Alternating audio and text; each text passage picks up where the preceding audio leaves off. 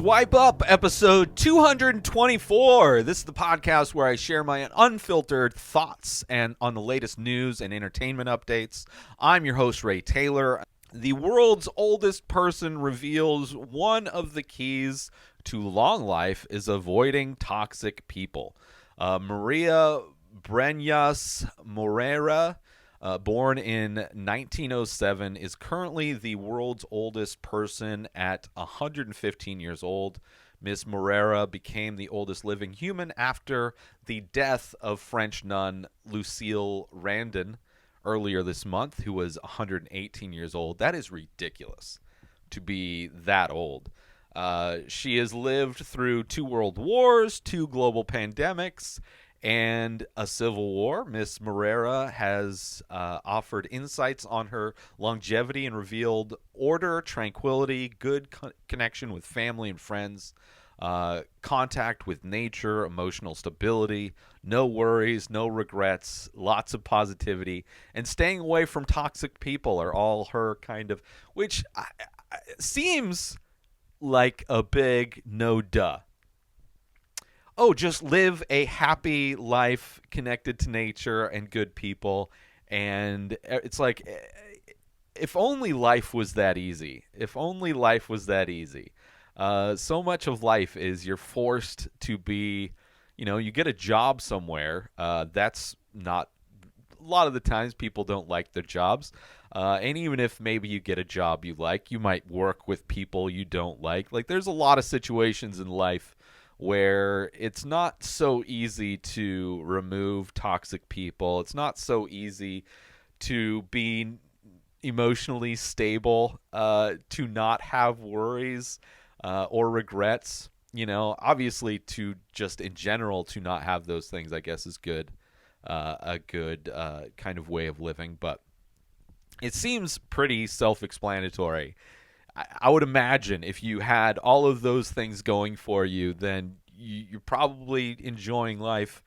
And, if you're not dealing with stress, I mean, stress is one of the leading causes of disease. Stress releases all kinds of toxic shit in your body. So, makes sense. She currently lives in Catalonia nursing home for the last 22 years. She lost her father to pulmonary tuberculosis on the ship to Spain, and permanently lost her hearing in 1 year after a fall. She has 3 children, 11 grandchildren, and 13 great-grandchildren.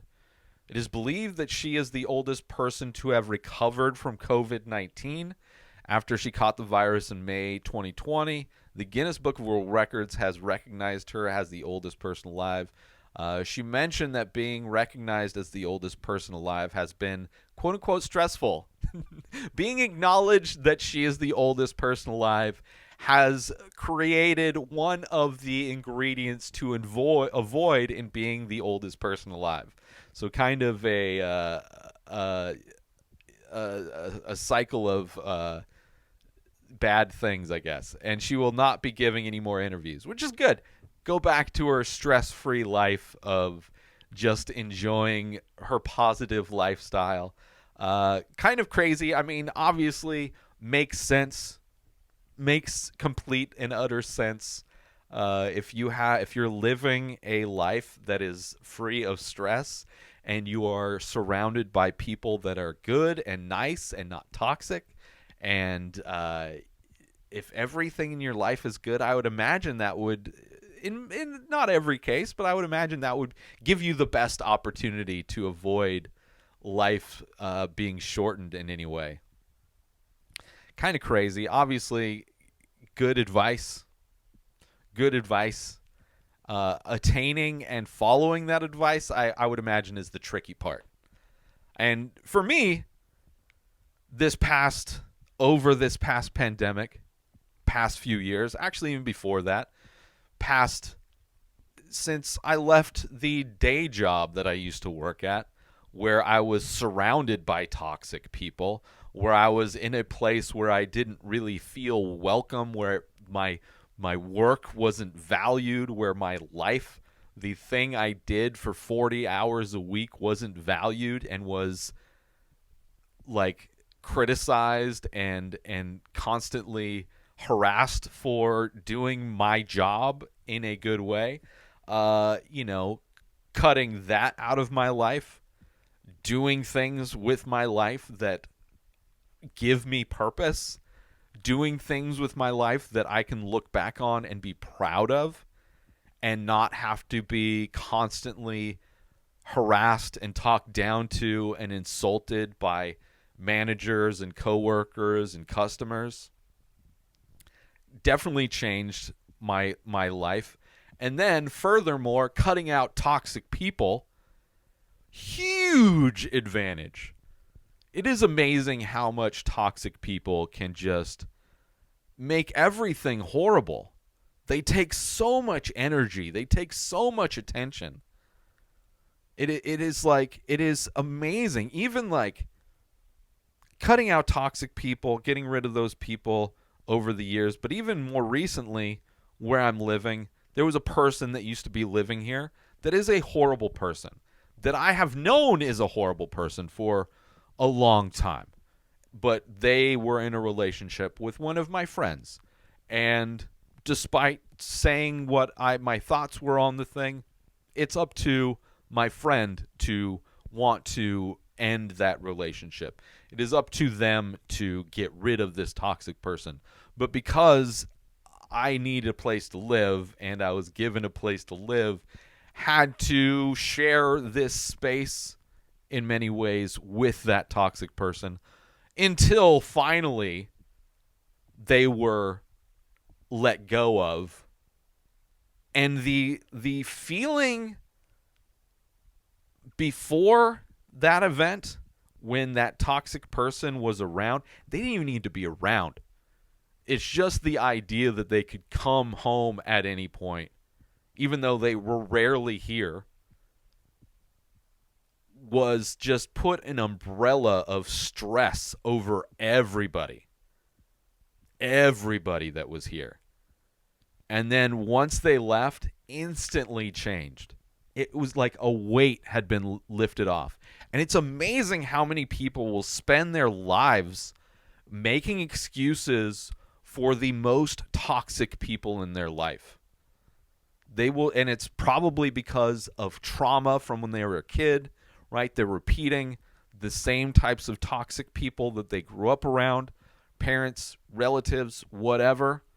And they repeating those traumas by having similarly toxic people in their life because it's the thing that they grew up around. It's the thing that they are used to dealing with. That type of, that version, that flavor, that genre of stress in your life.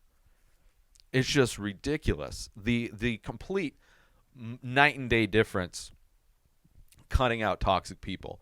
Whether it's a roommate, whether it's a relationship, whether it's a friendship, whether it's a coworker, a neighbor, somebody that's just like, that is one of the rules. I've kind of made rules for myself over the past few years, right? After leaving my job and trying to, right, victory or death when it comes to this life I want to create for myself, right? Trying to make a living doing the things that I enjoy doing.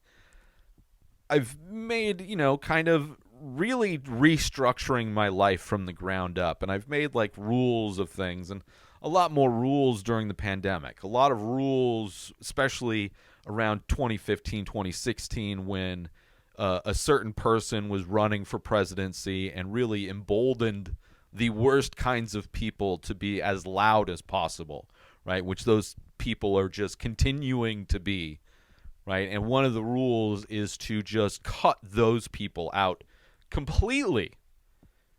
Cut not only those people, but people that are willing to support those kinds of people, people that are willing to make excuses for toxic people, that are willing to allow these people who just spread nothing but hate, that push like just delusional conspiracy garbage in order to justify their hatred, to justify their shitty attitude, to justify their selfishness.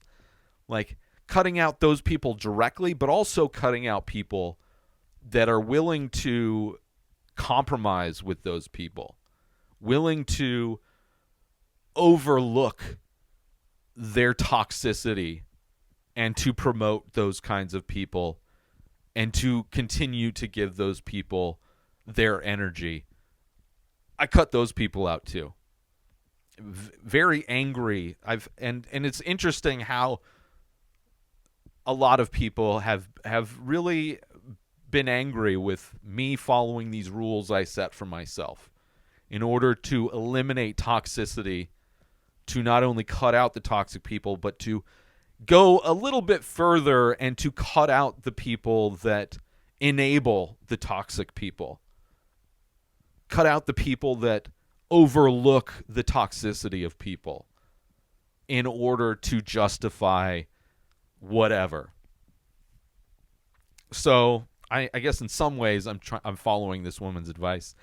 I wish it were that easy. I think it's a process of a lot of small adjustments and maintaining those rules, maintaining whatever boundaries you have set up, not allowing your life to be infested by negative people. And it's tough because you have to let go of people that you do care about.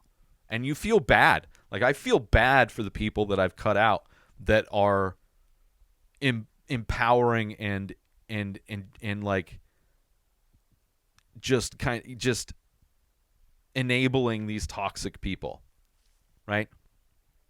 I feel bad. I feel bad that they're stuck in this position where they feel they need to enable these people, where they themselves can't let go. But it's too close proximity. I need cut out. See ya. Bye.